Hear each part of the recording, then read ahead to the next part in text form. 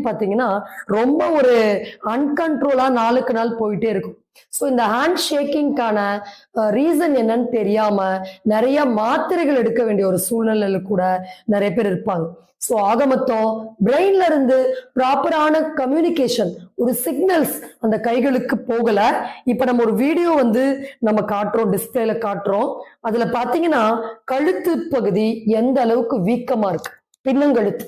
So அப்ப அந்த பின்னங்கழுத்துல cervical spondylitis problem இருக்கிறவங்களுக்கு, அந்த C4 அதுல கம்ப்ரெஷன் ப்ராப்ளம் இருக்கிறவங்களுக்கு எல்லாம் இந்த மாதிரியான பிரச்சனைகள் நாளடைவுல டெவலப் ஆக நிறைய வாய்ப்புகள் இருக்கு. சோ அப்ப நம்ம கழுத்துக்கு பின்னாடி இந்த பர்டிகுலர் ஏரியாஸ்ல ஸ்வெல்லிங்ஸ் வர்றத யாரும் கவனிக்கிறது இல்ல. நிறைய பேருக்கு கழுத்து பகுதி இவ்வளவு வீக்கமா இருக்கும், இந்த கழுத்து எலும்பே தெரியாது. காது கிட்ட வீக்கம், இந்த ரெண்டுடைய காதுடைய சைட்ல வீக்கம் இருக்கும்.